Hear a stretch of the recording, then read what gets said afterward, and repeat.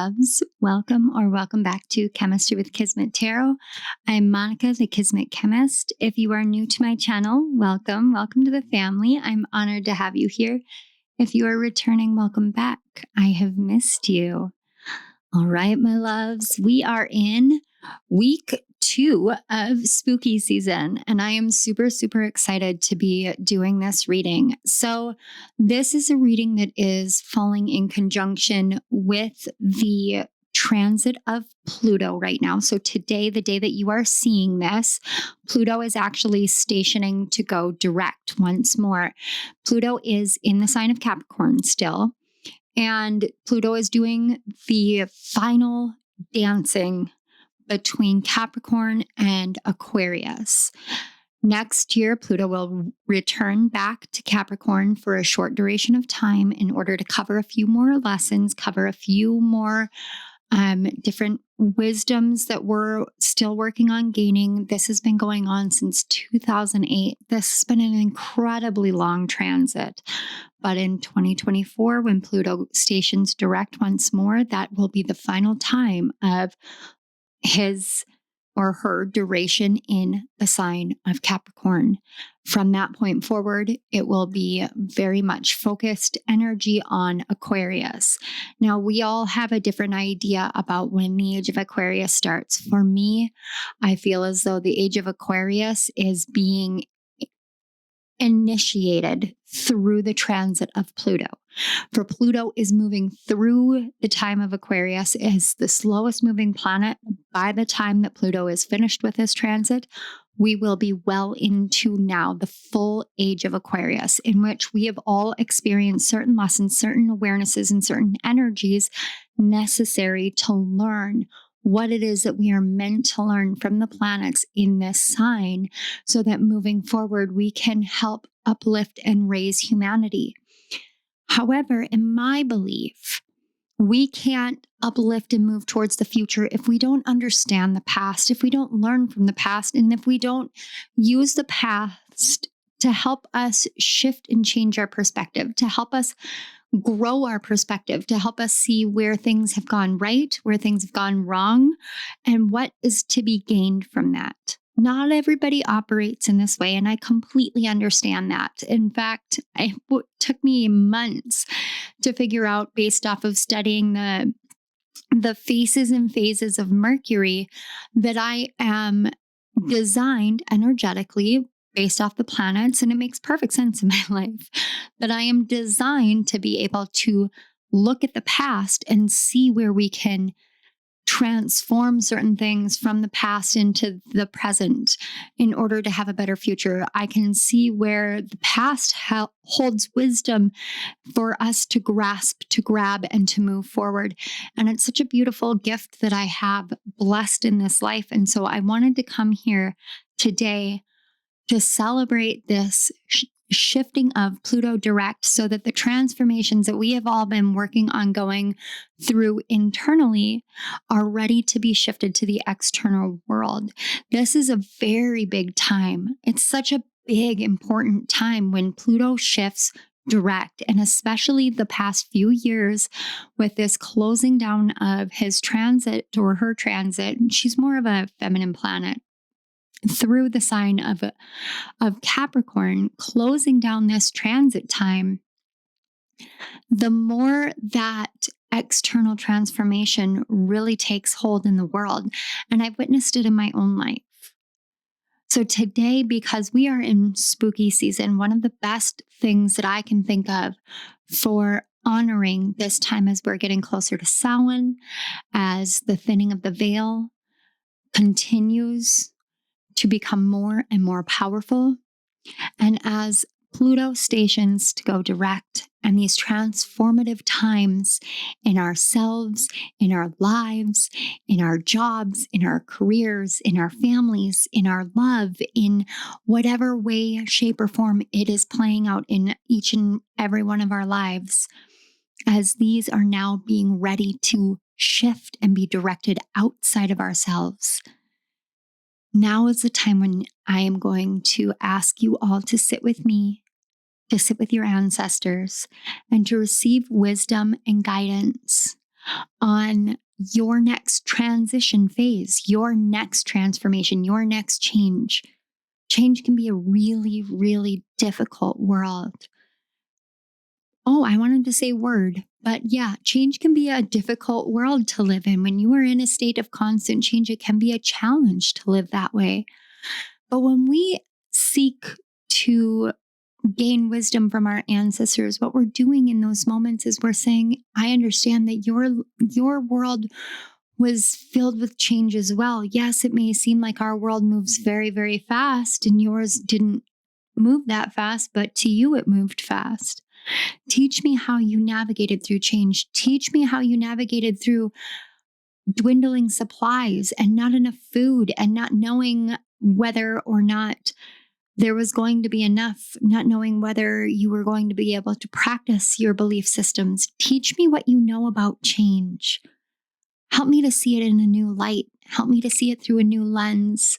Help me shift and understand so that when my time to make a change, to make a shift, to transition into a new world of my own making comes for me, that I may face it boldly, courageously, and with steadfast wisdom gained from you and your clarity and your guidance and your love straight from my heart, from your heart into the world. Collectively, we are working with the Crossroads rune, which of course is such a beautiful rune to come forth. And I promise you guys, I say this a lot on my channel, but I promise you, I don't pick the runes. I don't look at them when they come out. I hold my hands. What I do, I'll actually show you with the extra runes. So I have the other ones that we're not using. So I put them in my fist like this and I go like this. It might be loud if you're wearing headphones, just as a heads up. And I just let them fall when it's time. And it was the Crossroads rune, which came out, and as well for each pile.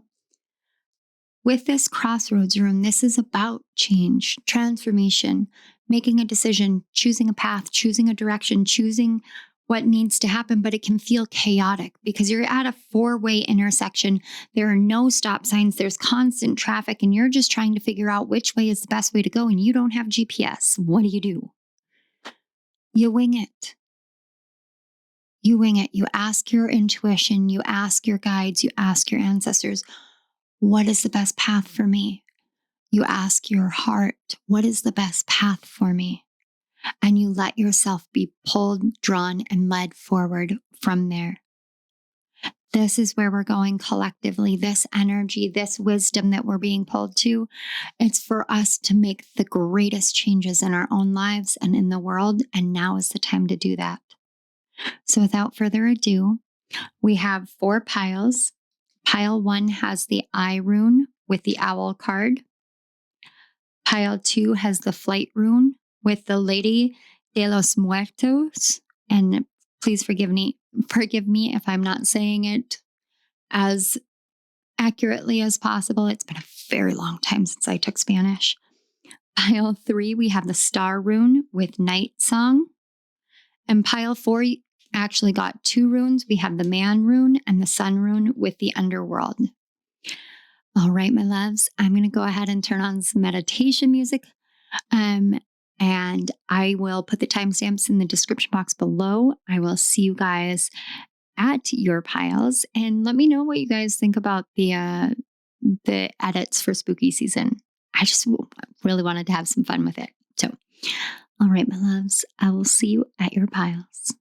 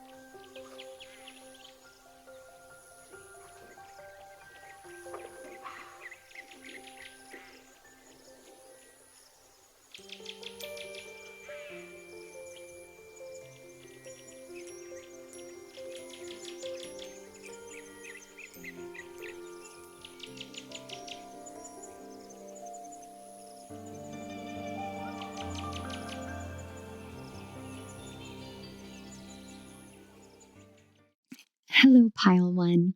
If you chose the first card, the Owl card, as well as the first rune stone or the eye rune stone, this is your message from your ancestors to help you with change and transition.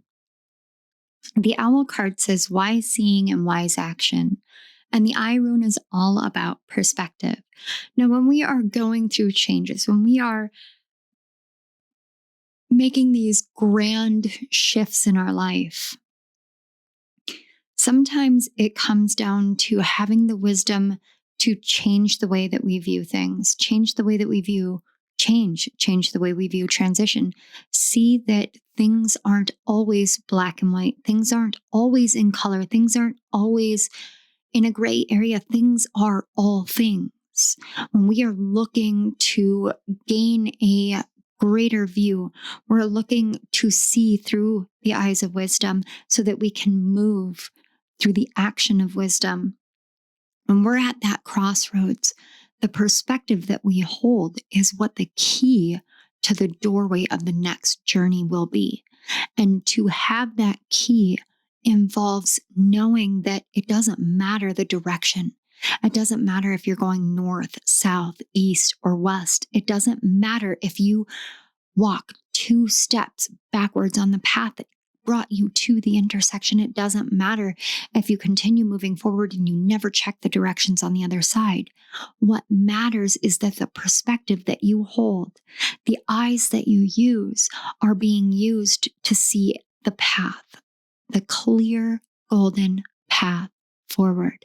Now, how do we see that? How do we gain that wisdom? That's the real question. What does wisdom mean to you? What does perspective mean to you? Perspective can be subjective or objective, and it really depends. It depends on the person that's telling you about it, or it depends on your own perception, your own mindset. I'm reading the Silva method for mind control, and there's something in there that I want to say it's the Silva method. No, it's in the Course in Miracles, I believe, where they talk about how knowledge is truth and perspective is just a variant, essentially. So perspective is the variant. It means it's ever changing. And while this is true, I don't believe that knowledge is ever 100% true either, because what do we use knowledge for? To grow knowledge. So no knowledge is ever set in stone. We have this knowledge that the earth is billions and billions and billions of years old. But what does that mean to us? What does that truth mean to us? Knowledge and truth mean nothing if we do not take perspective and combine them together, if we do not unify them, if we do not harmonize them. So this message from your ancestors is about making that change to recognize how to harmonize and unify these things. A lot of the times in the spiritual community, we talk about blending the intuition with science, or intellect and intuition, blending them together. This is much the same. You're taking your knowledge and you're saying, this knowledge is considered truth. This is my perspective. What is your perspective on this truth? Perspective is the application of truth in everyday life. Perspective is the application of truth in everyday life. One does not function without the other. We must have them both together if we are to grow, to learn, to change, to transform, and by doing so, to transform our outer world as well. Everything happens internally. The internal changes, the wisdom that you have gained from everything that you have shifted and changed within yourself is now ready to come forth. But there is this harmony, this union that must occur of your perspective with the truth of the direction that you're being called into, wise seeing and wise action.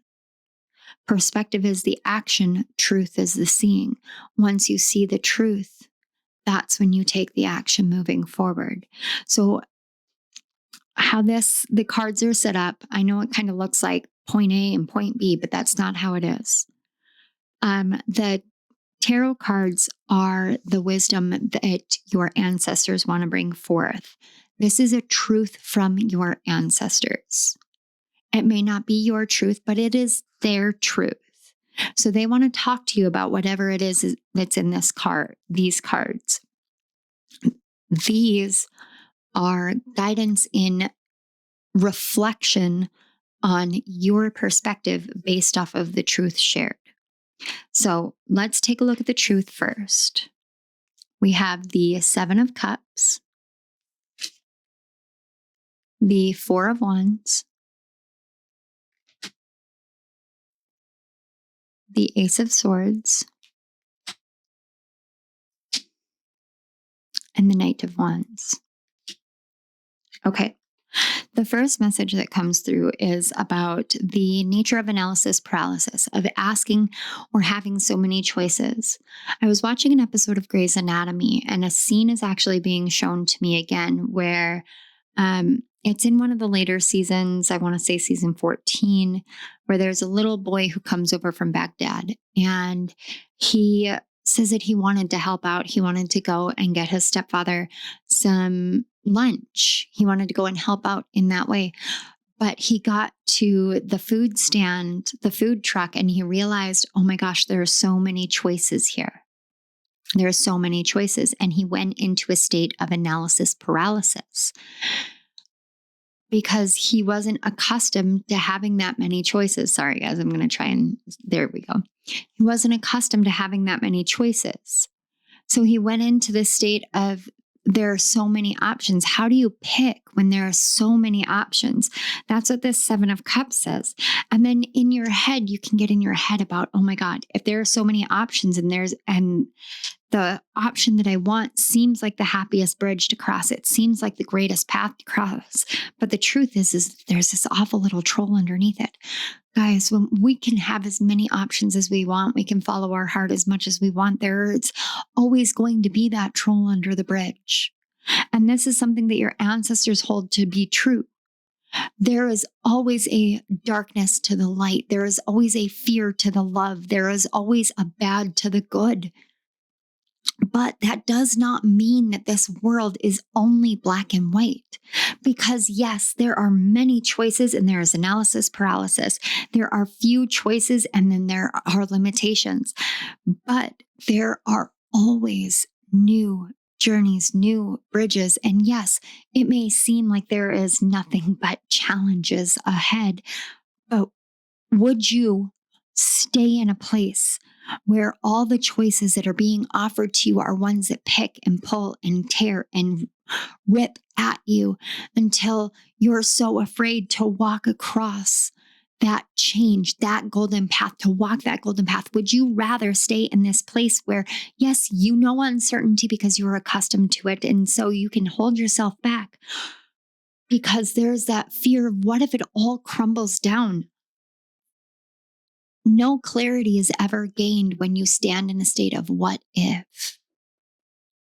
When you stand in a state of what if, that clarity is not possible to be gained because you're inundating yourself with the bats. You become the bats, tearing and clawing and pulling at you. What if I had just done this? What if I had just done that?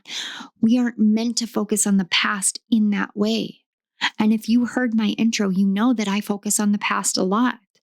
But it's not about what if, because we can't change it. We cannot change where we have come from. We cannot change what has transpired.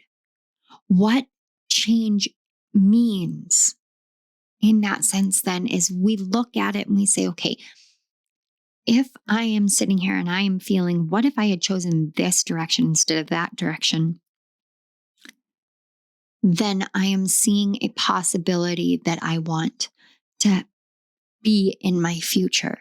And if that possibility is something I want in my future, then what are the steps that I need to take? What is the bridge that I need to build to walk across? when you have that moment, when you have that wise seeing, that moment of clarity, that's when you move. That's when you go into wise action. That is when you say, okay, I got it. I got it. This is a potentiality I want because I'm wondering what if. I'm wondering what if I had said no to this endeavor? What if I had said yes to this endeavor? Okay, I want this thing to be a possibility, or I want this thing to no longer be a possibility. So what do I need to do to create the situation? How can I take this truth that this is something that is past, it's done, it's over with, but there is still that lingering what if, so that's still something within this that I desire to experience. And if I desire it, it's in my heart. And if it's in my heart, it's meant for me because my heart is tied to my soul to my higher self to the creator of us all. So how do I do this? This is where you shift your perspective.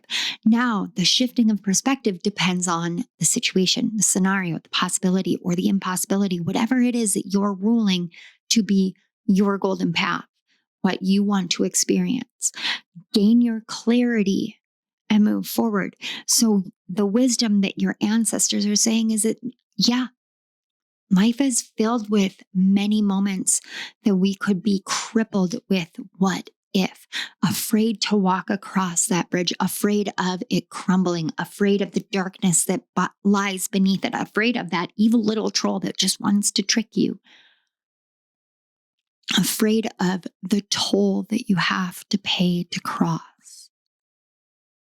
But if you live your life in fear, you stay clouded to the passion and the purpose and the meaning and the everything that you can have in this life. You keep yourself small and scared, lost and lonely.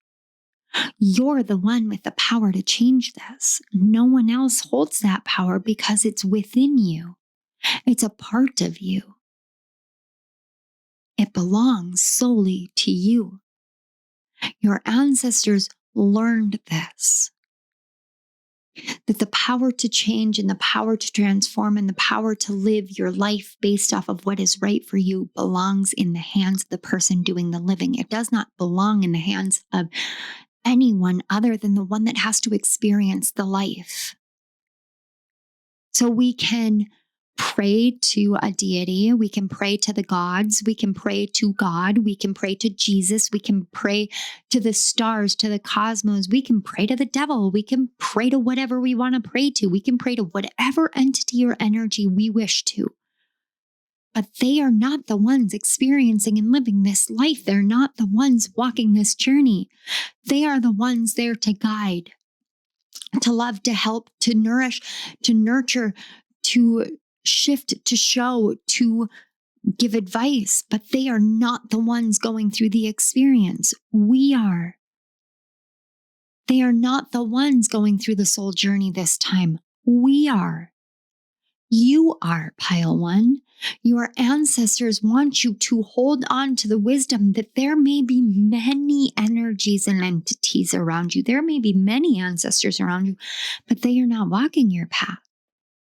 They are walking beside you, in front of you, behind you. They are walking with you, but they are not walking this for you. You have been doing it since day one, since the moment you chose to come here, since the moment you took your first breath, your first step, your first word, your first love, your first heartache. Everything has been you doing it. You have that level of power. They are here to love you. They are here to be with you. They are cheering you on, but this is your journey to walk. So this is about you choosing your passion, your purpose, your possibility, choosing your perspective and taking that perspective based off of the truth that you hold so that you can move forward. So let's get your 2 pieces of guidance. Now, these are actually split into 2 pieces of guidance. First one, we have Shambhala initiations, retreating to recharge, trusting in the process, and Dharma. Wow. Okay. So what do they want you to look at? Number 16 with Lion, harness the loyal and protective aura of the lion and charge ahead magnificently. When you are being called somewhere, when you feel it within your entire being, your entire heart, your entire soul, why don't you give yourself the right amount of time to re-energize? One thing that I had to learn the hard way is I could have kept bashing my head at the door with this channel. I could have kept going over and over and over and over and over again, filming and running my head into a wall with 3 videos a week and this and that and all of that I used to do. I could keep doing that, but it was depleting me. It was depleting me because I wasn't listening to my body, because I did not want to accept that I have a limited body. I didn't want to trust in the process. I didn't want to trust in my path. And then what I did was I took a long time off. And I started recognizing my own energetic fluctuations, my own changes, my own limitations. And I started honoring that and respecting that and then growing stamina from there. Whatever this means for you, one of the things I want you to reflect on is when you feel as though you are about to step into what is your greatest growth, your biggest change in your life, do you try and rush forward, or do you say, this is what I need for me? Because harnessing the loyal and protective energy of the lion doesn't mean that you charge ahead magnificently right in that moment. No, it means you take the time, harnessing that energy for yourself, retreating, recharging, loving yourself, and saying, you know what? I don't have to do it all right now. I don't have to complete everything all at once. I can take my time. I trust in what is going on in my life because I trust in myself. I trust in my path. I trust in my purpose. And I am loyal to that. And so I will love myself and nurture myself and protect myself and do everything that I need to for myself because that's what is right for me. And when I am ready, when I know the path to the golden temple, that's when I will charge forward magnificently. That is when I will move exactly as I'm meant to move because that's what's right. So your ancestors want you to think about how you balance action and rest. How do you balance knowledge and truth with perspective and movement? How do you balance these things out? Could you give yourself more time in the knowledge and truth phase in order to move into the perspective and action phase and have more awareness, have more rest, have that full blown protective, loyal aura all around you so that when you move forward, what comes at you is only what is meant for you?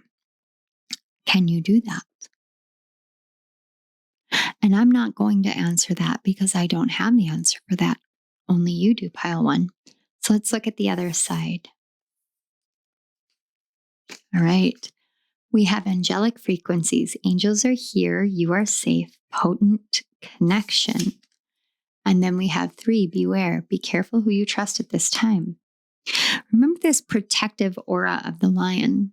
And on the other side, we have angelic frequency and then beware. This right here is this energy of the 4 of Wands, of this troll underneath the bridge. Many people are going to be out there. There are so many people out in the world who are, look out for this, keep an eye on this, all of that. When you trust yourself and your process, when you trust your power, when you trust your majesty, when you trust your heart, your soul, your path, your purpose, your dharma, when you trust your guides and your ancestors and your angels, when you trust all of those, where else does your trust belong? It belongs with you. No one can break down the barrier of you trusting yourself and the help that you have. No matter how much it seems like the troll is trying to get in. You've gone through enough, pile one, that you know that trusting the heart means trusting in the higher realms. It means trusting in your better self. It means trusting in your best self. It means trusting in your highest self. It means trusting in the divine creator who created each and every one of us. And so you have all of this energy around you. You can feel fear while still operating in love. You are safe. And it says, be careful who you trust at this time. Don't negate your need for safety, for security, for love, for connection, for rest. Don't negate those things if somebody else is saying that. Use the wisdom that you have and trust in yourself. The changes that you're here to make, remember, you're the one walking your path. No one else is walking it for you, not even the person that you love most in the world. No one else is walking this path. Don't let fear take the wheel. Let faith take the wheel. Pile one, this is your message from your ancestors. I truly, truly hope this helped each and every one of you in the way it's meant to. I want to say thank you so much for being here. Thank you to your guides, my guides, and the Great Spirit for connecting our energies, helping facilitate these messages, and helping this energy flow through so smoothly. Thank you also for going through me with my very hoarse voice as I am coming off the tail end of being sick for a week and a half. I appreciate it, guys. Pile one, if this resonated and you guys would like to support my channel, great ways to do that is liking the video, commenting in the comment section below, subscribing to the channel, or you can go to the description box and check out the links to donate to my channel. Any and all of these are really great ways to support my channel. With all that said, I am going to leave you guys here. Thank you again for everything that you do for me, for the collective, for yourself, for your ancestors, and for this channel. I love you all, and I will see you at my next reading. Bye. Hello, pile two. If you chose the second rune, the flight rune, as well as the second card, Lady de los Muertos, this is your message from your ancestors about guidance through this change that you're undergoing in life. The Lady de los Muertos says acceptance and equality. And this card talks about the lady who represented the Lady of the Dead. In a big way, she represents the equality of beauty as well as horror, as she has a painted face that looks like a skull, zombie eyes, funeral attire, but she is beautiful, stunningly gorgeous. Alongside the flight rune, this is a message that talks about the real truth of equality. You know, we talk about equality in this world so often, but we lose sight of what it means. We try and define it in so many different ways. And as I was sitting here preparing to talk to you guys, I was brought back to a person that I had met about 2 years ago. And he was someone who was intensely fixated on death, but not in the sense of how you would think of a person being fixated on death would be. He wasn't fixated on dying. He wasn't fixated on the dead. It wasn't like a mediumship thing. He was fixated on the fact that we don't need to die. This life is not something that we are required to leave, that we should be able to have immortality. Called to Saint Germain, he got fixated on a lot of those things. This card itself talks about how death is the great equalizer. Talks about remembering no matter how famous you are, how popular, how wealthy, how affluent you are, in the end, death takes us all. And death is not a pretty thing to go through. And it doesn't matter whether it is death of old age or otherwise. It's not really, like, on a physical level, the most attractive thing that we go through. But it's in leaving this body that we return our flight path. We return back to flying through the stars and the lights and the spiritual realm. And we experience even more. We come here to this physical earth and we're not meant to get attached, even though we do. We all do in some way, shape, or form. And if you tell me that you don't, wait until you have children. Wait until you fall in love. Wait until you connect to something alive in this world and tell me that you are not attached in any way, shape, or form. And if you can tell me that, tell me how you do it. Tell me how you don't get attached. Tell me how you can be just perfectly fine with something being that transient. And yet, death is the great equalizer.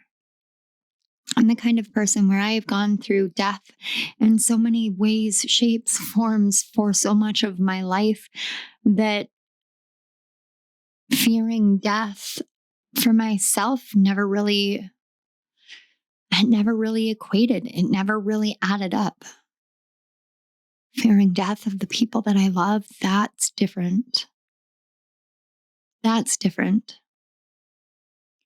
There comes a time in your life where it feels like there's nothing that's ever solid enough, where everything feels like water flowing through your fingers and all you want is just a drink, but you can't because you can't hold on to water. It's fluid, and that is the way that it feels when you go through enough death in your life, when you go through enough loss in your life.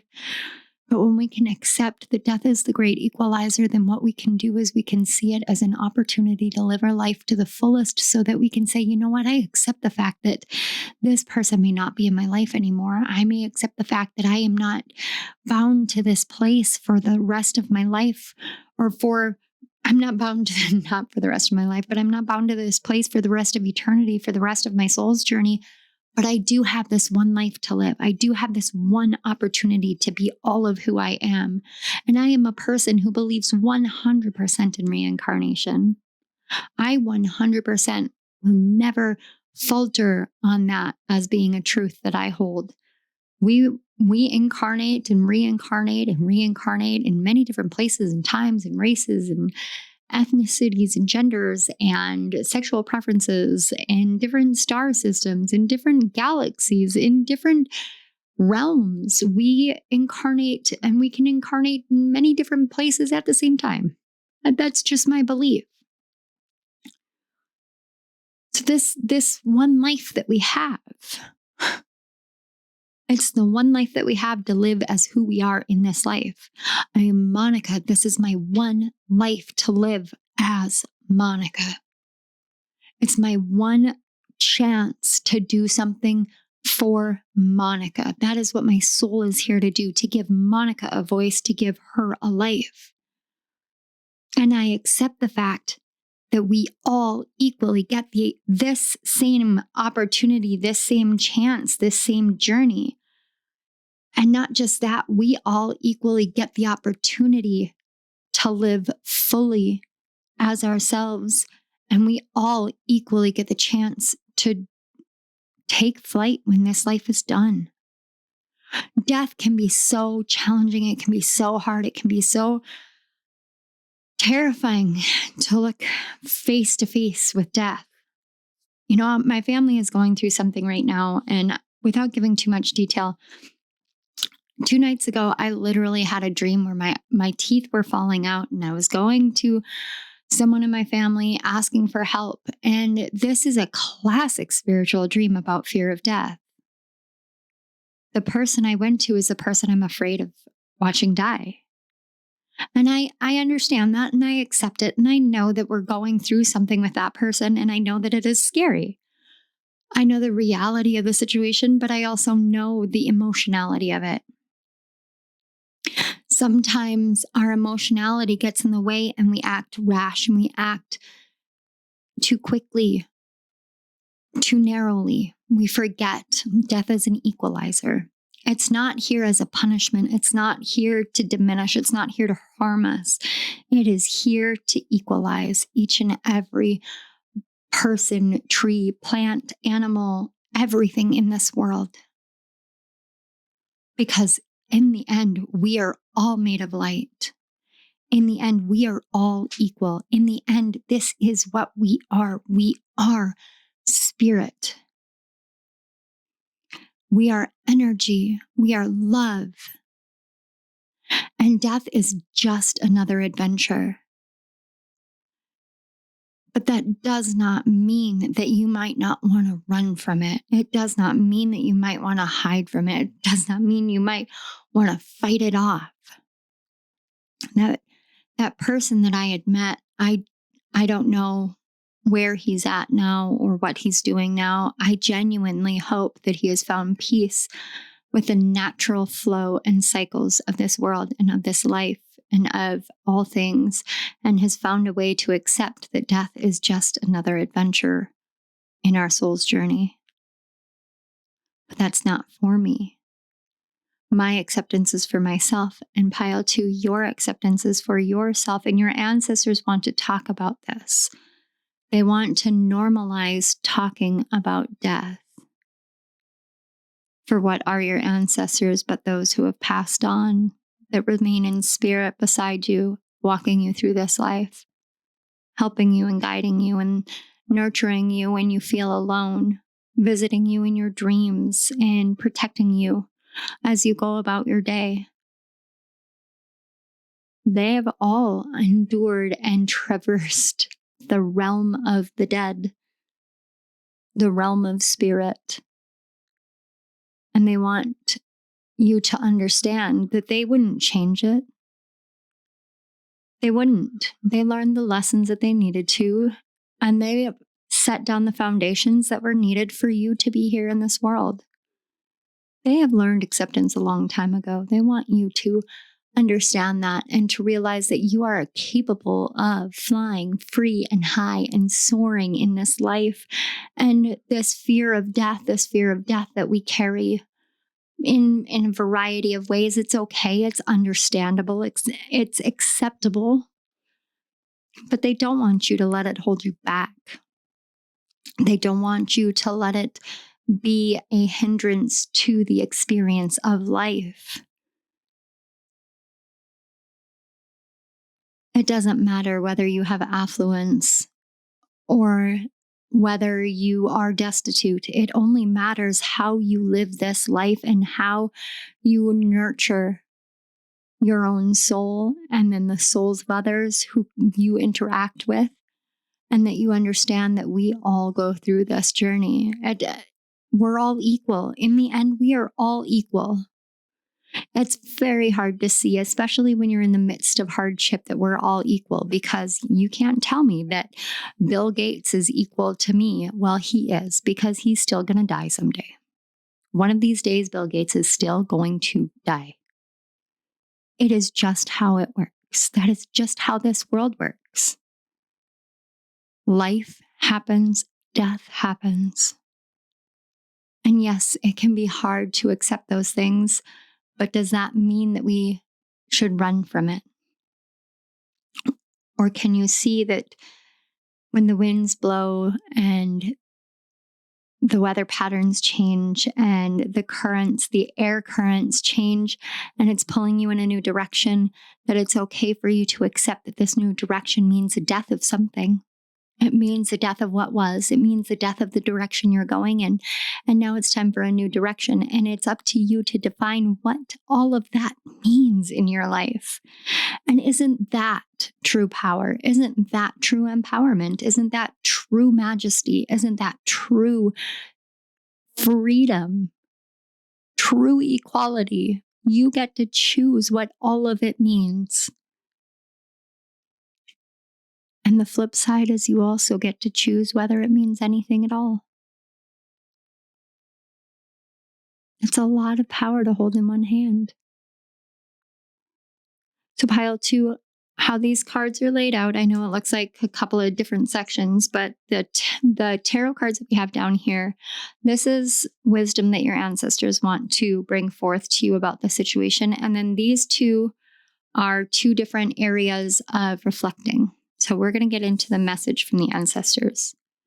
We have the Six of Cups, the Justice card, the Seven of Wands, and the Five of Cups. I feel like I don't even really need to say much more, but I mean, we're going to still talk about it. So with the Six of Cups and the Justice card especially, this is an energy that they are leading into of talking to you about, how you view the past.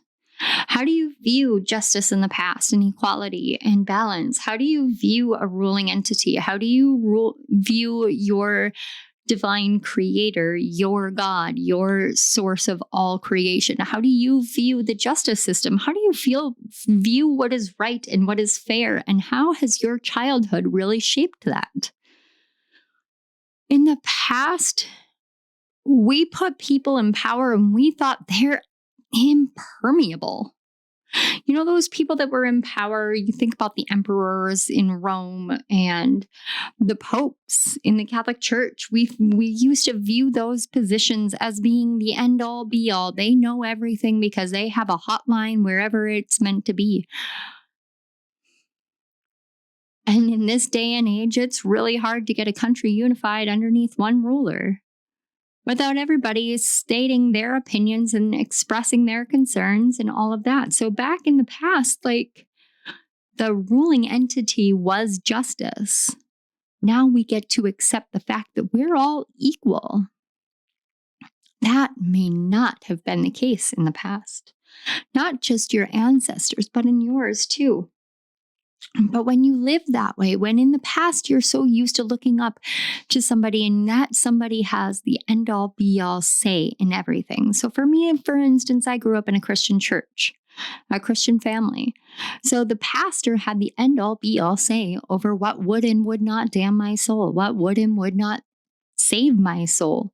And if that pastor today were to look at me and say the same audacious bullshit that he has said to me before, which is if you practice what you practice, you are going to hell, I would look at him and I would say, hell does not exist. It is a figment of fear. This light, this world is built on light. This life is built in love. I live my life through love. And you cannot tell me that there is anything evil about living through love, helping others, being of service. Each and every one of these things are things that people teach in the Bible. You cannot tell me that, but in the past, that would have terrified me. And you know what? It did terrify me for many, many, many, many years. It terrified me straight into an exorcism. It terrified me straight into believing that I was damned to hell. It terrified me in every way, shape, and form. And it terrified me enough to allow for my shadows to reach out and to grab me. Why? Why was I so terrified? Because I was so overwhelmed with sadness, with loss, with grief, with the bloodshed and the pain of deaths that didn't make sense, of losses that didn't make sense, of lives that did not need to be taken. The ghosts of our past, the ghosts of those lost, they are written in our sadness, but that doesn't mean that there is no justice and there is no equality, because you know what? We all live, we all breathe, we all love, we all hate, we all die. We all do all of these things. It's the strong ones that see that we experience all of these, but we are not all of these. We are one of these things, and we are only love. And that truth, we trivialize love and we exalt it and we exemplify it and then we define it. And there is no definition for what love actually is. And it isn't actually what it is. It's just the only equivalent word that we contain within any spoken language is love. And all that love is a recognition of the sameness within each and every one of us, of the equality that we all share. And that equality is that we all contain a soul that was created in a state of desire and love and passion and purpose and all of these words that we attach to things that mean nothing. They mean nothing, but they are everything at the same time. But when we get stuck in the sadness, we forget all of the bright, all of the good, all of the light, all of the happiness. We forget all of it because it is too much. It is too much to experience the sadness and the loss. And yes, it can feel like in the past there was no such thing as justice, or that someone else always determined what was just and what was fair and what was right. But this is the time and the place and the opportunity for you to hear your ancestors say, you get to choose. Moving forward, you get to choose. You are as equal in this as all of the other people, as all of the other people in your life and in their lives and in your story. This is about you. Death hurts. It hurts. It hurts. It's so painful. It hurts so much. It is so damn painful. When that person that you love breathes their last breath and you know that there will not be another conversation, there will not be more hugs, there will not be more wisdom shared, it can hurt like a part of you is being ripped from this earth. It hurts. But that doesn't mean that this life is unfair because people die. They get to go on such a grand journey now. They get to go on such a grand journey. Hold on to the wisdom that they have set forth. That's what your ancestors want you to do, to hold on to the wisdom, feel the sadness and move through it, but remember that you'll join them again someday. And don't try and rush it and don't fear it, but live completely and totally and fully and purely live your life.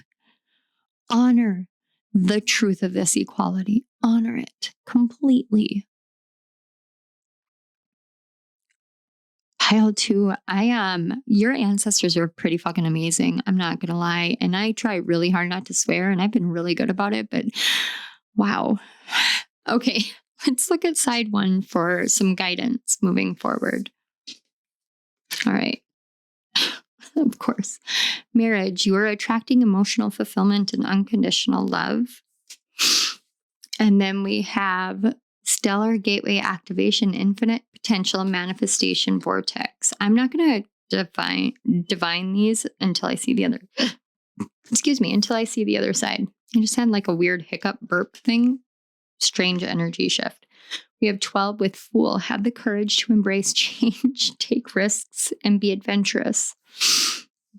And then third eye activation, brow chakra, inner vision, clear seeing. Whether this is about love, change, loss, whatever it is, with these messages, they want you to really think about these things. Think about what marriage means to you, what commitment means to you, what change means to you, what adventure means to you. Think about diving into something new. With me, when I dove into my gifts, when I really expanded this life for myself, I was fucking terrified. Every day of my life, I was terrified. I was so scared because I had grown up with some governing entity or my pastor telling me that I was damning my soul. And I tell you what, you guys, like that Christian, like ingrained Christian fear of damnation is a very, very deep wound. That is a very deep, very penetrating, very powerful wound. And it takes a lot to overcome, because I still have days where I wake up and I go, oh my God, I read tarot cards, I'm going to hell. Oh my God, I practice witchcraft, I'm going to hell. Oh my God, I do this, I'm going to hell. I study astrology, I'm going to hell. And then I have to remind myself of my truth. I have to remind myself of this life. I have to remind myself of how far I've come and that this is just a wound. coming up. This is just a fear coming up. And why is this fear coming up? And then go through what has changed in my life. What is eliciting this fear? What is bringing this fear up? For me, a lot of it was when my grandma died, I felt such shame. Like, is she gonna be ashamed of me in the spiritual realm? No, she's not. She's not. In fact, she keeps freaking pushing me to read a book called The Witches of Ash and Ruin. And I have it sitting on my nightstand, but she's been pushing me to read that book since the day she died. Since the day she died, it was on my floor. I put it back on the shelf. She knocked it back down again. Just that one book. No other books fall, just that one. She wants me to read it because she wants me to understand that in embracing this part of me, I am destroying the fear. For some of you, this is something that you may relate to deeply because you know what? When you grow up believing in mediumship and the paranormal and the supernatural as being evil things, things from the devil, things from this bad place, things from that bad place, you grow up believing that if you can do those things, you are inherently evil. When you grow up in a Christian church, you are raised to believe that you grew up, you were born into sin. Who could ever love a person that is sinful like that? And yet, that is not my truth anymore. You get to change. You get to grab courage by the hand and walk your way into true change, true seeing, true knowing, true inner wisdom, true marriage and union within yourself, true acceptance of the equality of all things, because you have this ability to see all of this. For those of you where marriage resonates and you are in a committed relationship or you are looking for that as your next step, you have to be willing to throw everything at it. I'm going to give you guys some life advice on this one. I will never be the channel that exemplifies this romantic world. I have been married twice. I am in my second marriage. My husband and I have been married for 5 years and together for 8. My first marriage ended when we had been married for 8 years. And there is no way, shape, or form of marriage that is not a challenge because you are bringing two people together that don't know how to work in equality, that have to learn and accept that you are now equals. And it takes time. It takes time and energy and effort. And at the end of the day, you're going to go to sleep at times and you're going to go, is this really worth it? Do I really want this? And it's in those moments that that quiet voice inside of your heart beats. And it beats and it says, yeah, you do. Not because this other person makes you whole, not because this other person is your other half, but because this other person is whole and sees your wholeness. Because you see their wholeness and you understand that you guys are equals. And yeah, getting into a relationship, and it doesn't matter how old you are or how young you are, it's terrifying. It's so scary because at some point, one or both of you will die. I grew up and I watched my mom become a widow. It's a fear. It's a fear that I carry myself, being a widow, my husband being a widower, my children being motherless or fatherless, because I grew up that way. But I don't let that fear keep me from loving my children and teaching them and nourishing them. And it doesn't keep me from loving my husband, although sometimes his farts do. Just kidding. But what it does is it's taught me how to love more deeply, more wholly, more purely, how to be open about these things and how to keep that conversation going, how to make sure that we know every single day of our lives that we love each other. And every day I wake up and I accept I'm one step closer to death, but I am that much more alive because I am that much closer to death. every single day of my life. Pile 2, your ancestors want you to stop fearing death or worrying about it or carrying it with you, and accept the fact that it will equalize everything. Don't worry about justice. Justice comes in the time it's meant to. Let yourself live and love. Let yourself be vulnerable. Let yourself be intimate. Let yourself be laid bare, and just open your heart up. And it doesn't matter how many times it gets hurt. It doesn't matter. I know that sounds insincere or insensitive, but it doesn't. It doesn't matter how many times your heart gets broken, because over time, it just makes your ability to love that much stronger, as long as you don't give in to the sadness. Don't give in to the scars and the pain, because they just make your love that much stronger and that much more potent and powerful in life and in death. All right, pile 2, this is the message I have for you. I want to say thank you so much for being here. Thank you to your guides, my guides, and the Great Spirit for facilitating the connection between these energies and bringing these messages forth with such love and honor. Thank you. Pile 2, if this resonated and you would like to support my channel, I truly appreciate that. Some of the ways you can do that are liking this video, commenting in the comment section below. You can subscribe to my channel, and you could also check out the description box. And in the description box, there are links to donate to my channel. Any and all of these are great ways to support this channel, help me grow, and help these messages reach the collective. So with all that said, pile 2, I love you all. I'm sending you guys a big, huge hug. Happy spooky season. I love this. And I will see you at my next reading. Bye. Hello, pile 3. If you chose the 3rd rune, the star rune, and if you saw that ball of light, that was pretty cool, as well as the 3rd card, Night Song with Hidden Talents, this is the message from your ancestors about guidance through this change or transition of your life, but also of the collective. So for the first time, as you guys can see, there's some smoke going. I do have some Palo Santo. It's not the first time with the Palo Santo, but I have noticed quite a few light orbs already. This is an incredibly powerful energy, pile 3. And I knew that from the very start. Night Song as a card talks about birds that sing at night and how they can have these haunting melodies, but how they have this power, this majesty about them. You can't see the birds, but you can hear them. You can hear their call, their haunting songs.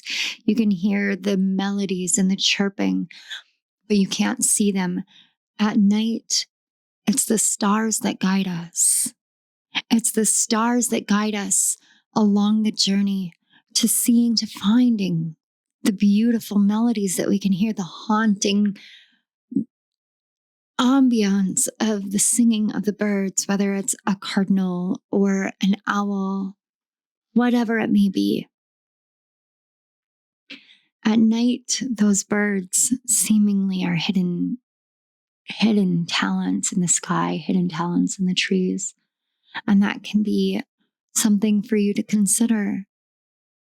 There is a light awoke within you, shining out, shining forth, shining and blazing brightly, showing you how talented, how beautiful you are, showing all of the things that you're ready to see within yourself.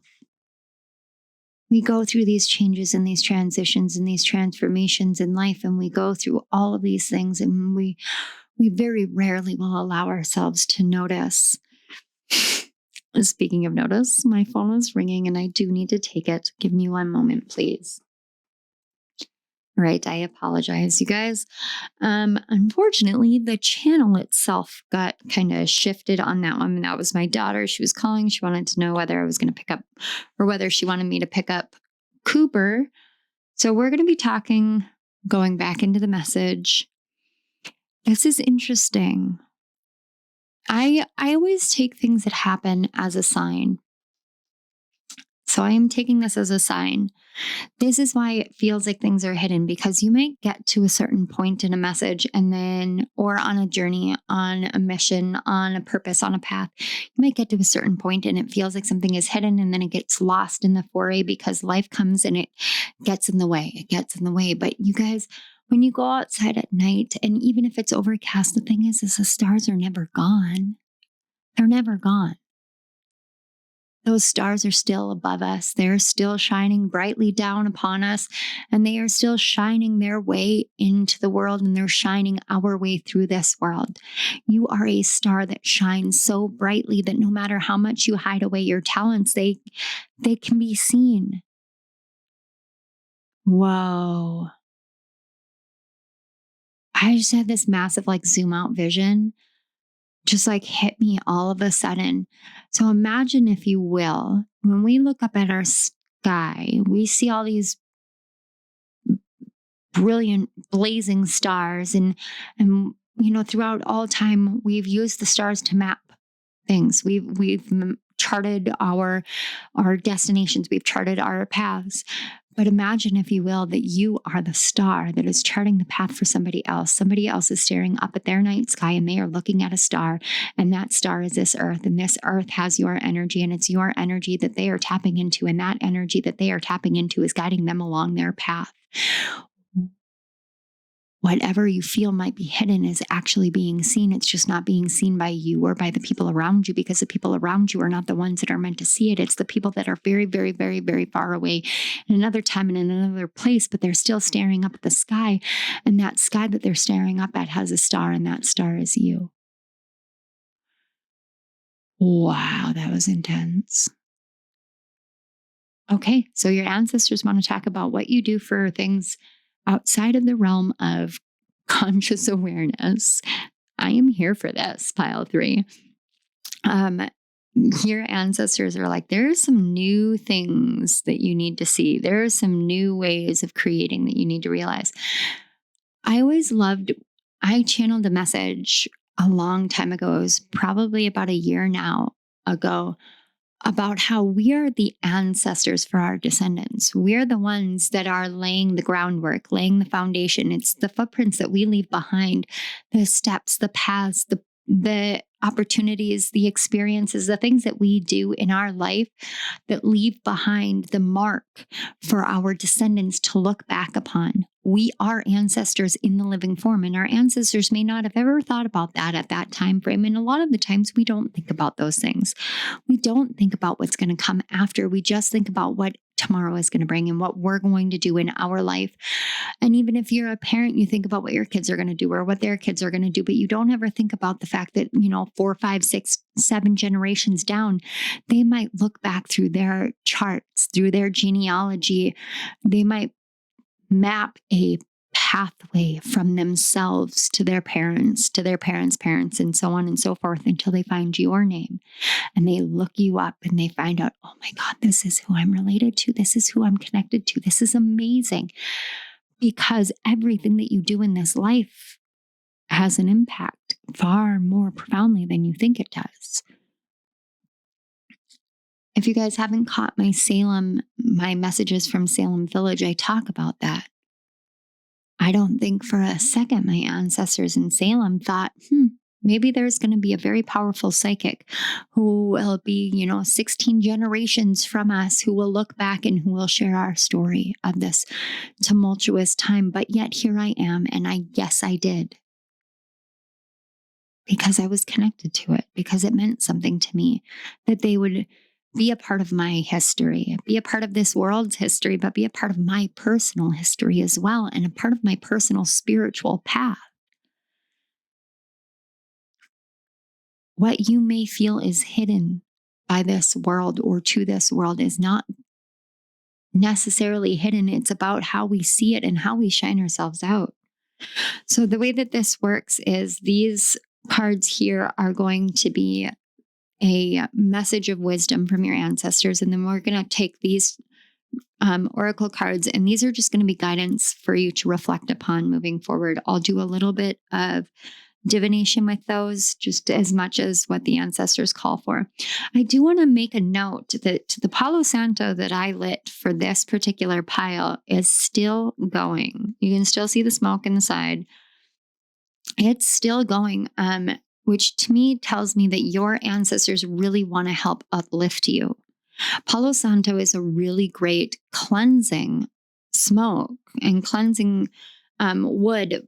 And it's very pure, very holy, but it is also really good for uplifting energy.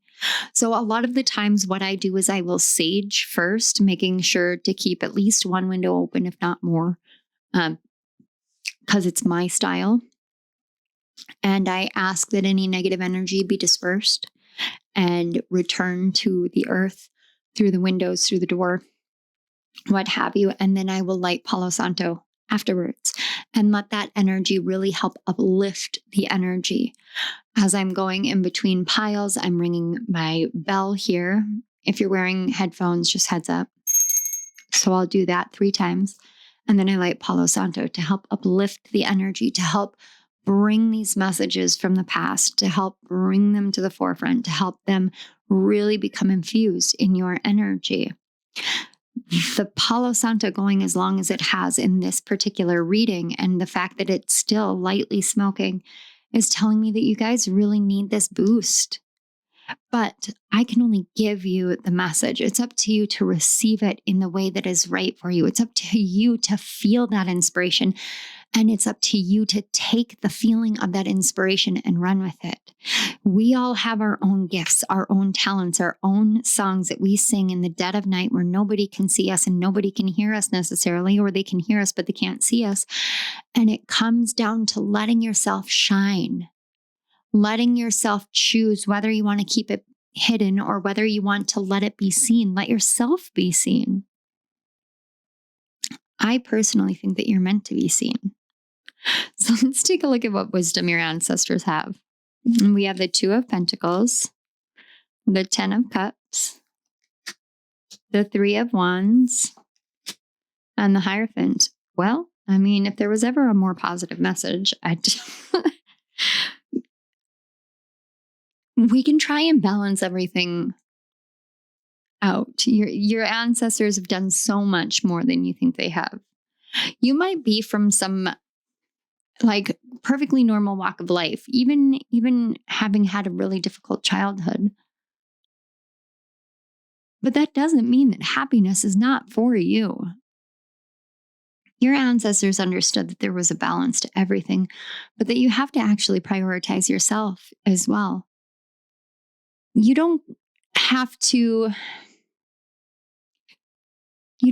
feel like you are sacrificing your goodness, your talent, your skills. You don't have to feel that way in order to have everything that you want. When I worked at Planet Fitness here in town, I had an employee and he was an Air Force guy and I love him to death. Alex, if you're watching this, you're freaking awesome and I love you and I miss you. But he and I used to talk. We'd sit down and we'd talk for hours, do check-ins, whatever. But then it just was like a sort of mentoring thing. And he and I talked about this way that he used to operate with his dad, where his dad and he kind of had this kind of egoic battle of who can work more hours and who can make more money and all of this and all of that. And then he started talking about his childhood. And over time, I would start challenging some of the beliefs that he had, not out of a malicious or belief that, or a sense of like his beliefs were wrong. It just felt like there was a lot of his ancestors really pushing for a perspective shift. We can get into these petty little battles with our parents or our grandparents. We can feel like, oh, if my grandma used to walk, 10 miles in the snow uphill both ways in order to get to and from school. And so she had to learn. And so I should really like put my big girl panties on and deal with my education. Sure, I grew up hearing stuff like that all the time. But in reality, what if they did the things that they did the way that they did it because they didn't know that there was a better way, or they didn't have the belief system that there could be a better way?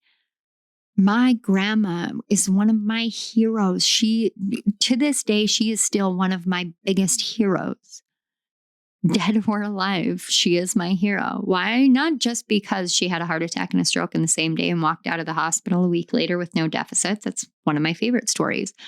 But because my grandmother came from brokenness in her family. Her father ran away from home. He was not great. He did not know how to deal with his traumas and his issues. And my dad was very much similar to that.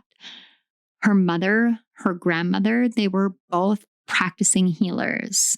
She kind of veered away from calling them witches, but when I tap into their energy, they were definitely witches. That's just how it was. It's just how it was. And the thing about all of that is that she's still my hero, not because she walked uphill in the snow 10 miles both directions to and from school, but because my grandmother loved deeply, profoundly. She was herself. She stood out from a crowd. She embraced all of who she was. She lived a creative life. She raised children. And then when her children were grown, she helped raise other people's children as a foster parent, hundreds of children. She crocheted. She made clothes when she couldn't afford them. She created her own businesses. And in the end, she took care of other people's kids as a daycare provider or as a nanny. She loved, and she always thought about what everybody else would love. What would make someone else happy? What would be the right blanket, the right shirt, the right this, the right that? She used her creativity to share her love. Our ancestors set down a path and a purpose for themselves, but not all of them knew that they could have it all. My grandma knew she could have it all. So I had this beautiful perspective that you can have it all. You can live a creative life. You can build your own business. You can do this and you can do that. And granted, I don't know the easiest way to go about it. I'm still learning. I'm still building.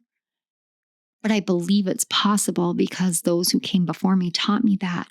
And so when we think about sharing the things that we contain within ourselves, our hidden talents, there's not a single soul in the world that can tell you you're not worthy of it. There's not a single soul in the world who can say, no, you shouldn't do that. Keep that talent hidden. No, sing your song, sing it at night, sing it during the day. Do what you must do. You know, lately I feel like I've been stuck in like a Snow White phase.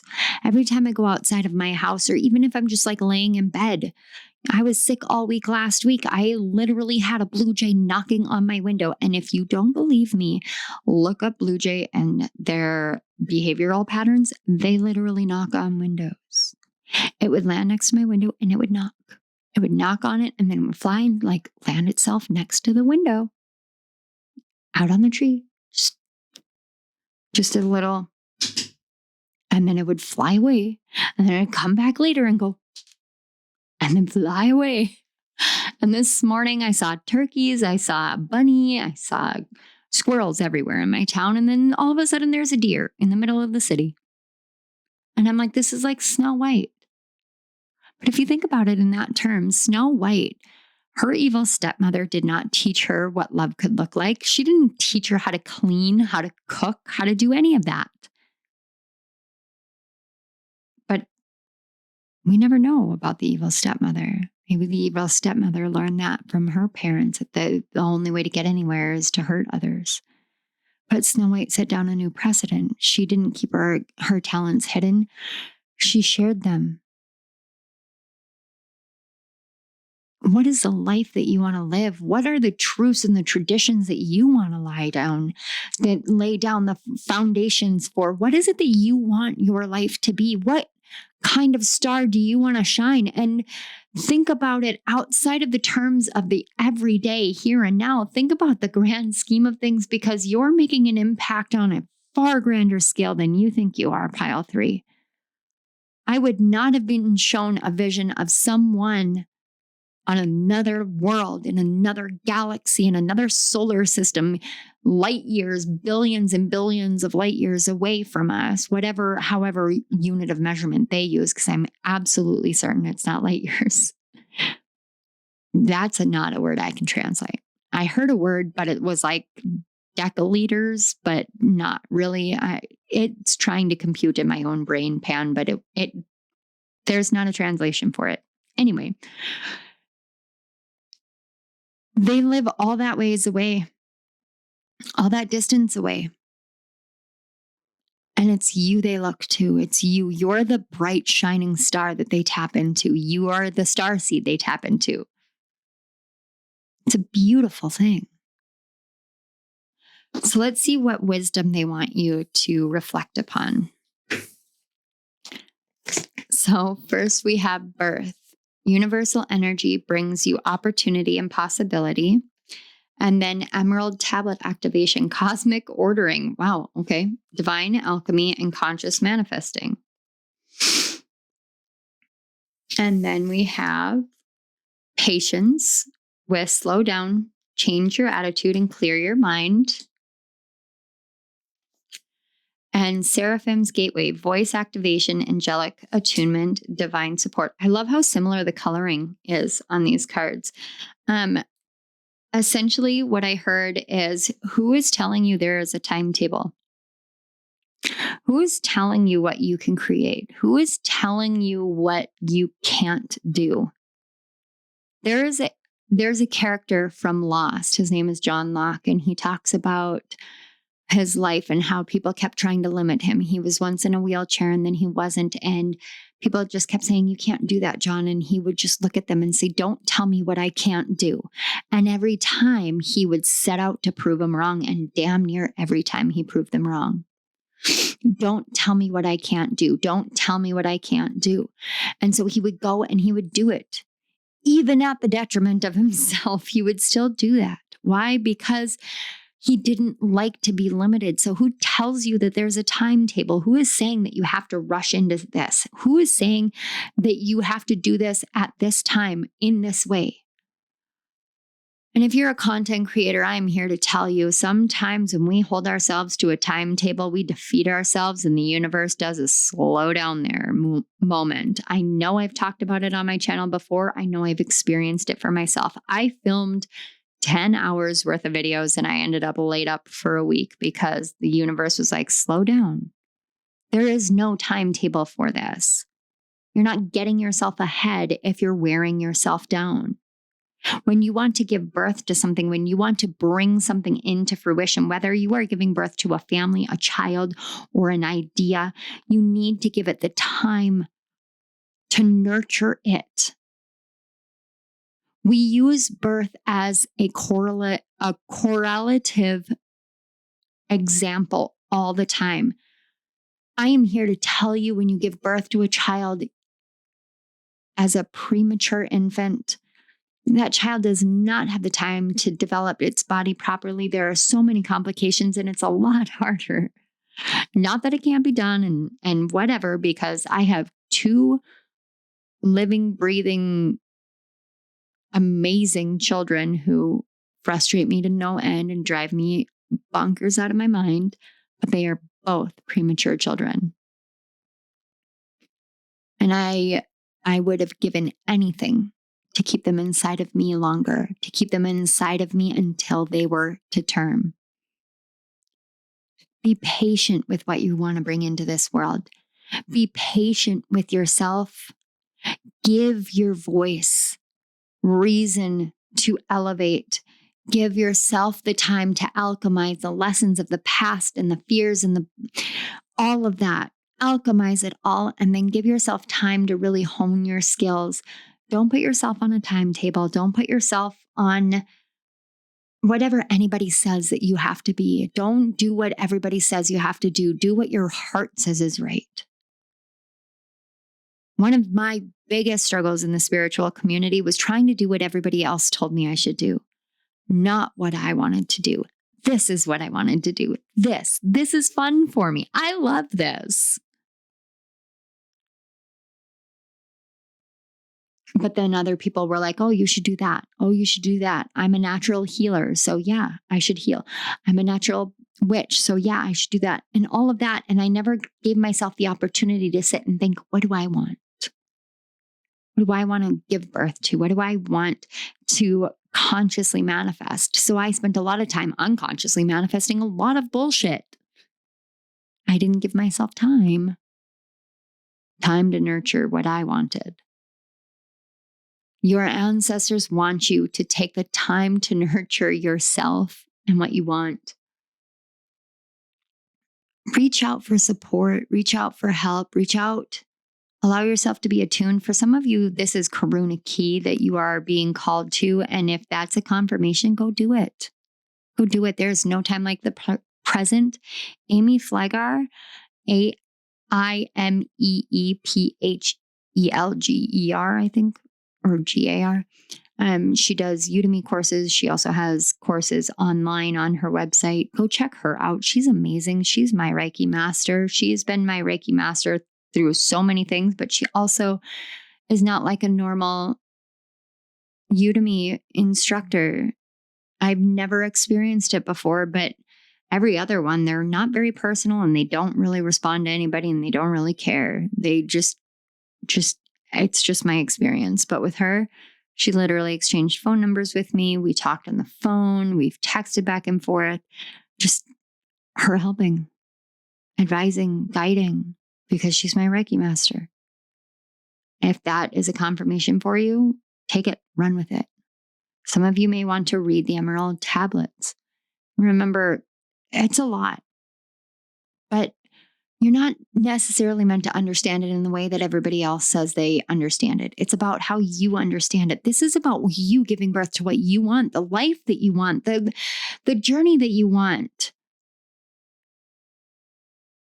You are the hidden talent, pile 3. You are the hidden talent. There are gateways and activations for you right now in ways that are asking you to give yourself some time to determine what you want your traditions to be, to determine what you want your stability to be, your foundation to be, your truth to be, to determine what you want is for you that is right for you. It's all up to you, my loves. Take the time to think. Take the time that you need. Move as slow as the ancestors seem to move, but remember that you are the star. You are the star, pile 3. All right, pile 3, this is the message I have for you from the ancestors. I want to say thank you so much for being here. Thank you to your guides, my guides, and the Great Spirit for facilitating the connection between these energies and allowing the messages to flow through so smoothly. Big yawn. I also want to say thank you so much to your ancestors for such loving, uplifting energy. Thank you. Pile 3, if this resonated and you guys would like to support my channel, I would truly appreciate that. Some of the ways that you can do that are liking this video, commenting in the comment section below. You can also subscribe to my channel. Check out the description box for the links to donate to my channel if you are feeling called to that as well. Any and all of these things are ways in which you can support my channel and help my channel grow, help the messages reach the grander collective that they are meant for.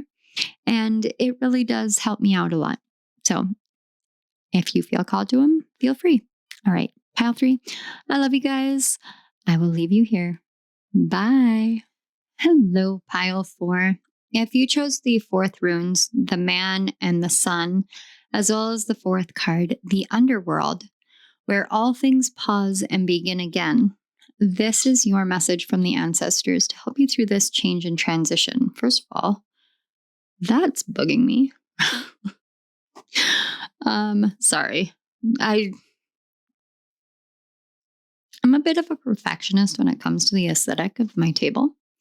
Now, I want to talk about this energy right here first. Have you guys been in a divine feminine awakening stage? I just guess I'm going to cut right to it. So I've been in a divine feminine awakening stage for About 6 to 7 months minimum. I kind of think I've been in this stage most of my life, but it's become significantly more prominent as of late.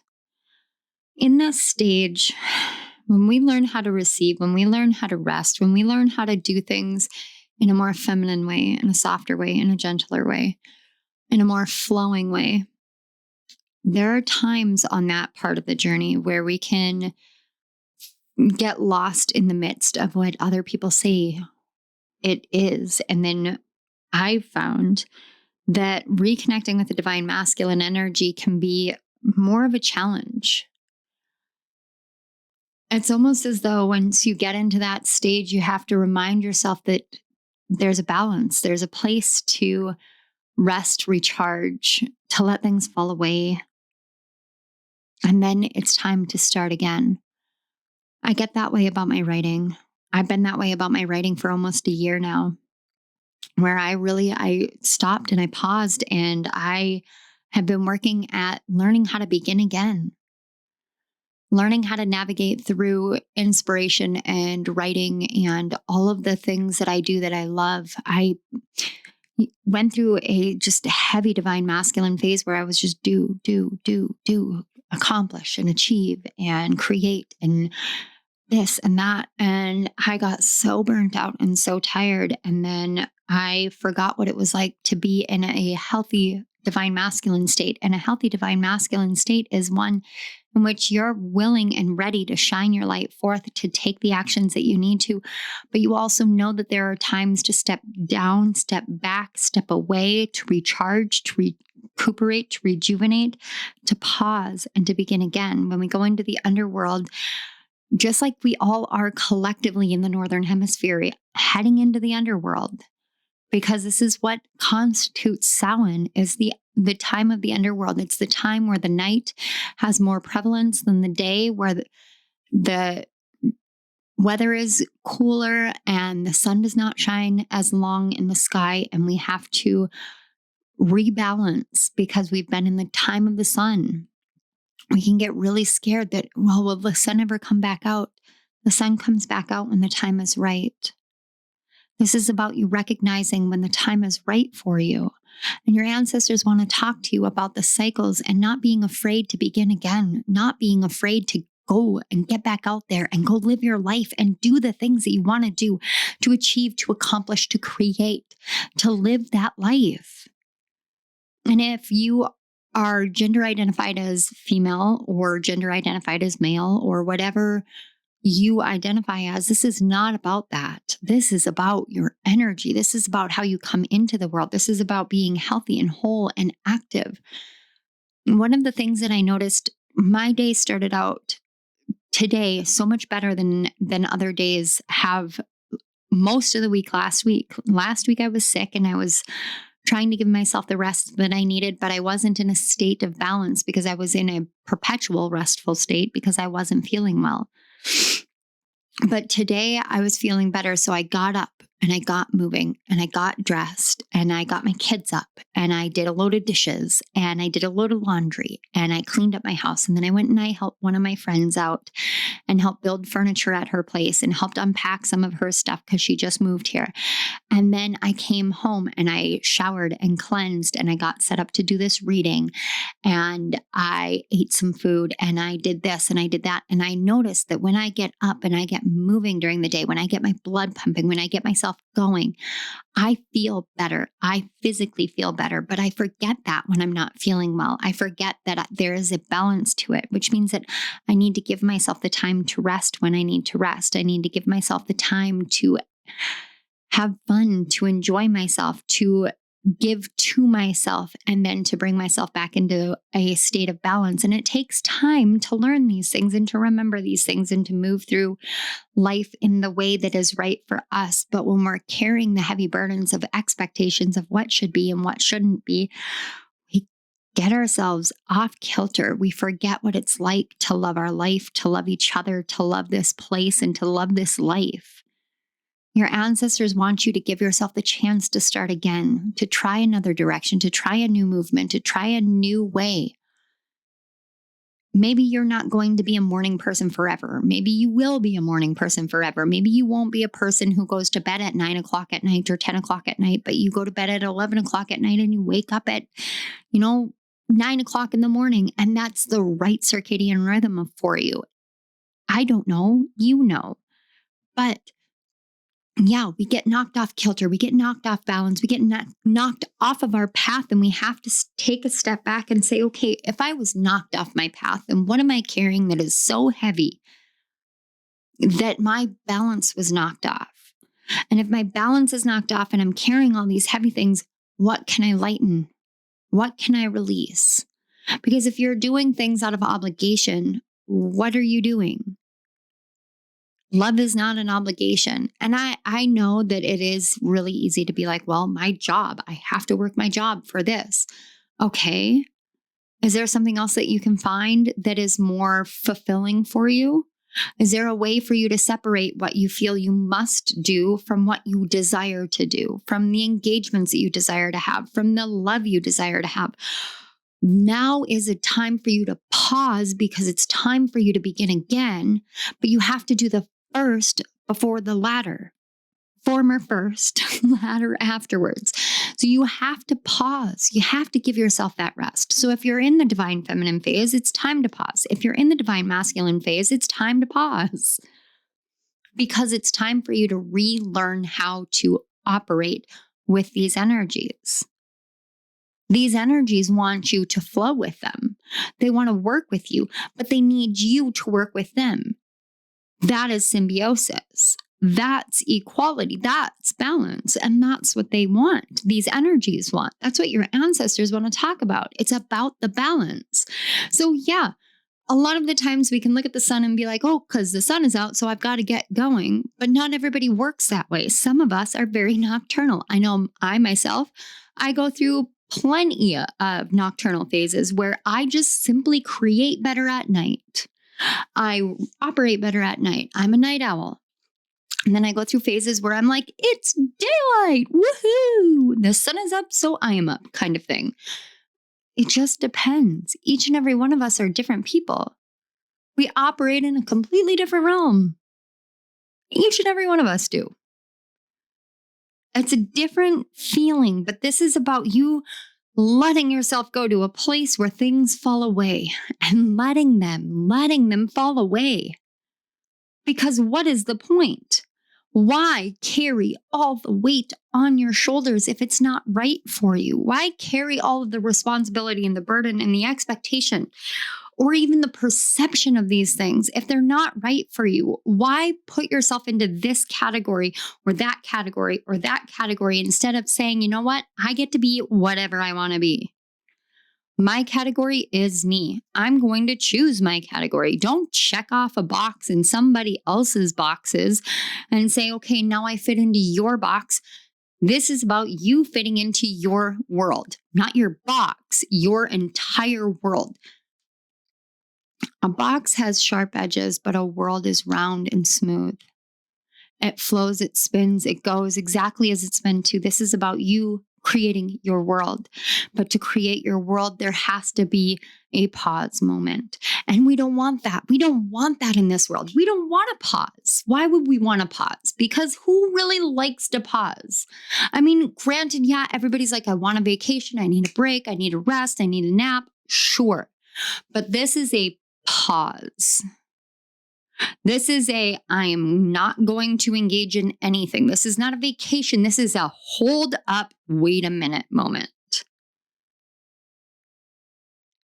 We don't like those moments. Those moments do not feed the divine masculine, except that they do. We just don't realize they're feeding the divine masculine, because those are the moments where our divine masculine is able to say, okay, I can take all of this off my shoulders. Seriously, guys, like the sun just started shining even brighter. That's why it got brighter in here.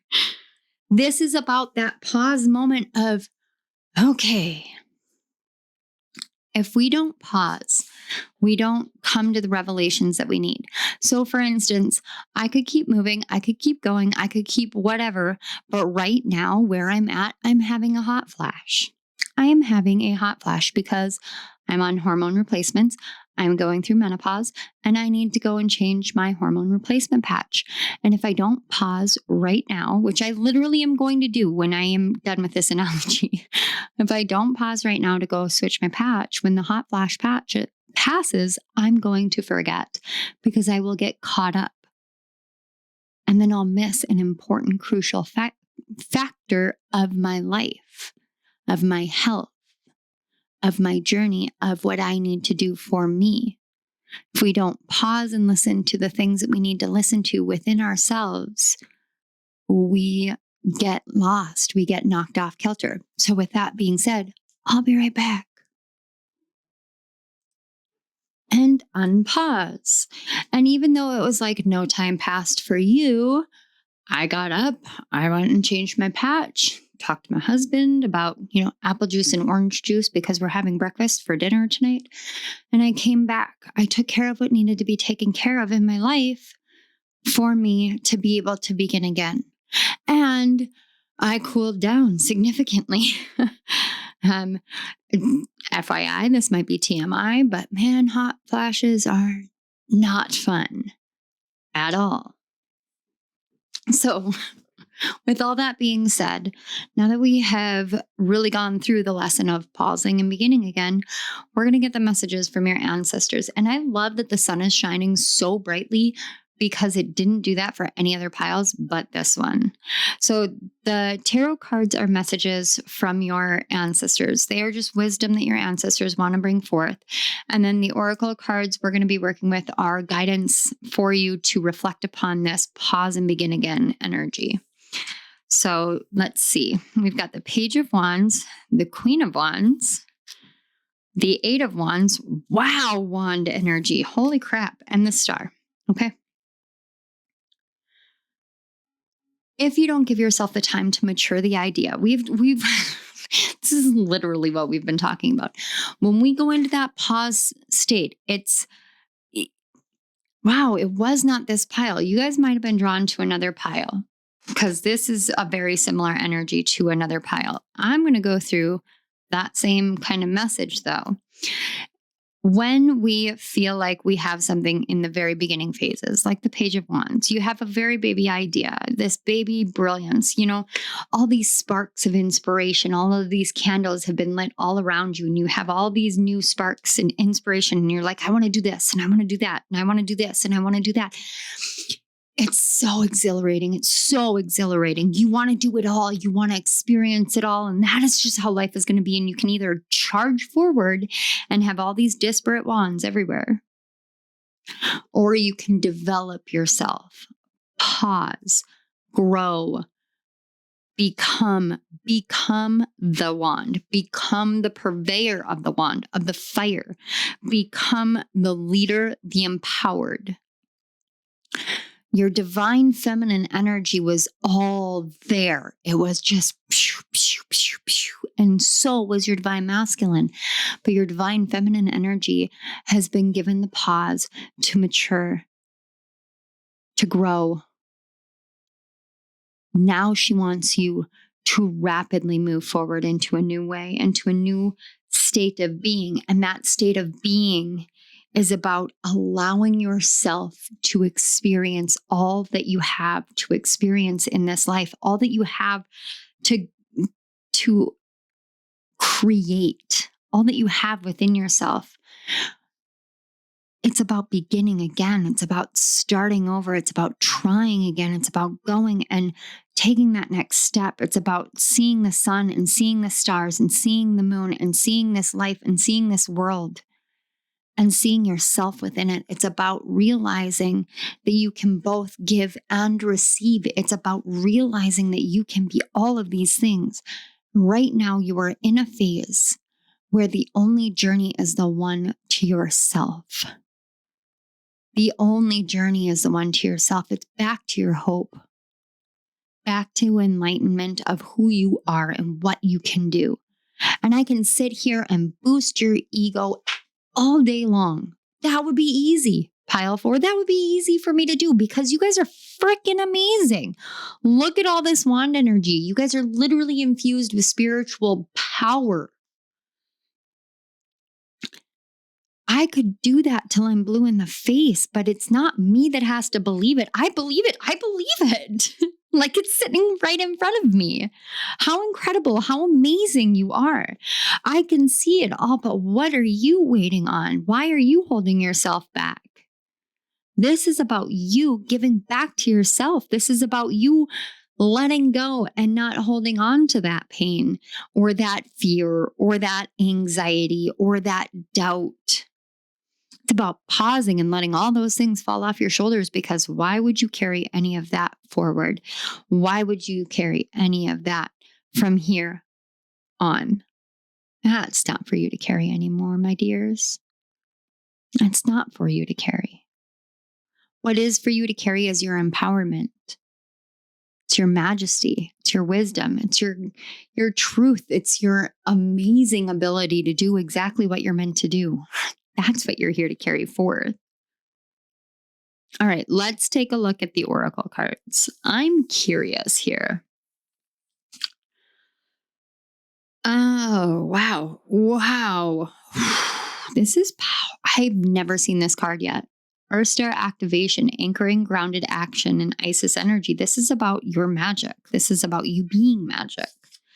And then we have Snake, card 28. Your intuition and healing powers will guide you to a better path. Just be careful. Aha. The snake is a symbol of the Ouroboros. The Ouroboros is two snakes eating the Ouroboros is a snake eating its own tail, and then you have a double Ouroboros to have two snakes eating their tail, and then they can actually interlock and intertwine, and then you've got a figure 8, but it's not a flat figure 8 like the infinity. It's literally a 3D one, because they're both. It just means that everything is infinite. The beginning, the end, they all go, they all change, they all flow, but they never stop, they never cease. So when we think of ourselves in a state of pause, it doesn't mean we've stopped. It doesn't mean that we quit. It doesn't mean that we gave up. You haven't given up on anything. And no one and nothing has given up on you, especially not spirit, and especially not your inner wisdom and your inner magic, and especially not your ancestors. There is nothing that constitutes giving up if you allow yourself to go into a pause state. A pause does not mean stop. Stop is literally like the end of all things. And if the end of all things has occurred, then we are done with our spiritual lessons as a collective. And guys, I got to tell you, there are a lot more lessons for the collective to learn. A lot, because evolution is still occurring, which means that there's still newness being created, which means that we are never done learning. So there is not a stop in sight, and that's great. That is great. There is no timer, no end date. We keep talking about the end of times, and I actually am starting to find it laughable, because what happens when the end of times comes? We just begin again. We begin again. We go back through it. Okay, sure. We're going to be ancient souls as amoebas, crawling out of the water again. That's fine, because we're carrying ancient wisdom with us so that we can advance evolution every single time that we go through it. So this is just one storyline, this life that we're living, this world that we're living in, and the history that we live within. It's just one storyline of the grander scheme of everything. There is no stop. A pause is a rest. It's a place to just relax. It's a sacred grove where we can go to be replenished. And that's when we go into that divine feminine energy. And when she gets replenished enough, boom, our Earth Star chakra gets activated, and it is time to go.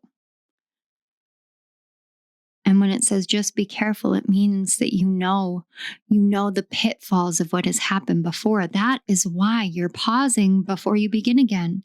And so you can learn where you were, so you can recognize all the ways that you have misstepped or not heard yourself. Just like me. Guys, I was so diligent about maintaining that patch for myself. Every Tuesday, every Friday, and then I skipped. I skipped too many days, and I should have changed my patch. And then I got all off kilter, and now I don't know which days I'm on. So now I know I'm on a Monday to a Thursday schedule, because I just shifted it again, because I missed my day. If I don't pause, I can't begin again. If you don't pause, you can't begin again. There is no stop. There's no stop. It's always a pause. Even if you were a multi-billionaire, like you owned a multi-billion-dollar company and you lost all your money, it's still a pause. It's a pause because your story isn't done. That company might be done, but your story isn't done. Your journey isn't done. That company is just one part of your story. Your story is not done. So let yourself pause. Let shit get changed, get thrown up in the air and get shifted. Why? Because your intuition and healing powers are going to guide you. It's going to be a better path, and it's about anchoring yourself into the physical. Finally, we have serious star blessings. Yes, proceed, be seen, push through. See, this is what happens when you begin again. You're ready to be seen. And then we have Fool, 12. Have the courage to embrace change, take risks, and be adventurous. This right here is what happens when that multi-billion-dollar company goes under. It's time to begin again. It's time to be seen. It's time to push through. It's time to begin again. This is your pause. Your pause is for you to take that grounded action, to anchor your magic into this world, to build it, to grow it, to listen to your intuition, to take off. This is the first message where these have been very clear cut. This is the message from your ancestors and what they want you to reflect upon, and the first part of the card. And this is a very clear cut next. You guys are the only ones that have gotten very, very, very, very clear directionality on this. Your guides are saying, give yourself that pause time. Because as soon as you feel it, and you will feel exactly this. You will feel the majesty of your own magic just flowing through your veins, flowing through your life from your feet all the way up. You'll feel that power. You'll feel that magic. It's going to be a moment of, I can't deny this whatsoever. And I can tell because I can actually physically feel it inside of my body. It's like I just feel like I feel like I'm nothing but a bunch of excited electrons that are ready to go out into the world and just like, whoa. That's all I can feel right now. It's this buildup of energy. It's like a Kundalini buildup of energy, and you just know it's just ready to explode from the base all the way up. And oh my God, everything just feels alive and just, oh man.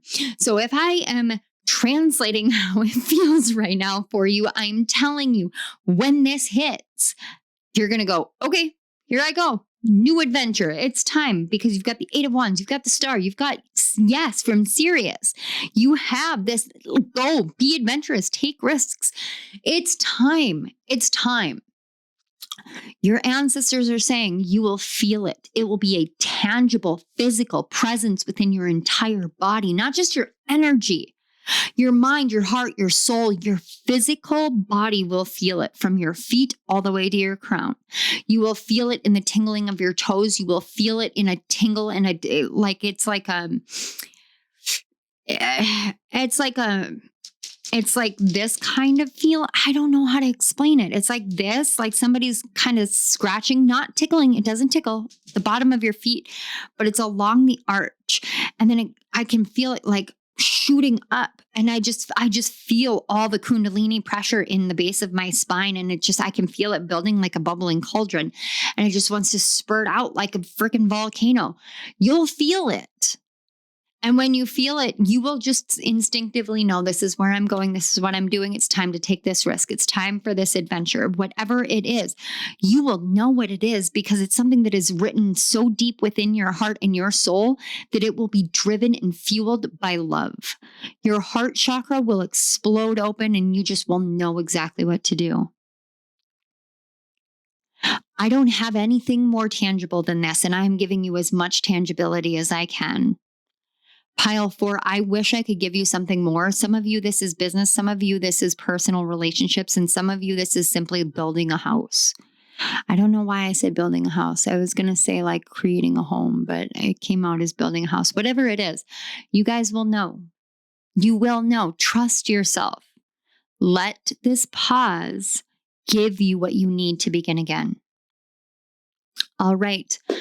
Pile 4. This is what I have for you. This is friggin' amazing. Thank you so much. Whew. Wow. Okay. I need like some, like, I don't know, Tai Chi or something. I've never done Tai Chi. Maybe some yoga. I do want to take this time to say thank you so much for being here. Thank you to your guides, my guides, the Great Spirit, for facilitating the connection between these energies. And thank you so much to the ancestors of Pile 4. This energy is so off the charts. It's so fast. I really need to step back and slow down soon, but thank you for letting me experience this. It was very powerful and moving. Thank you. Pile 4, thank you guys as well. This has been incredible. You guys are absolutely amazing and I love you. So thank you for being on my channel. If you guys enjoyed this reading, if it resonated, if it helped and you would like to support my channel, some great ways that you can do that are liking this video, commenting in the comment section below, subscribing to my channel, hitting that notification bell if you want to, as well as going to the description box and clicking on the links to donate to my channel. Any and all of these are great ways to help support my channel, help grow my channel, and help the messages reach the collective that they are meant for. And so, yeah, feel free. All right, Pile 4s, you guys are freaking rock stars. Your energy is amazing. Enjoy that activation. And I will see you guys at my next reading. I love you all. Bye.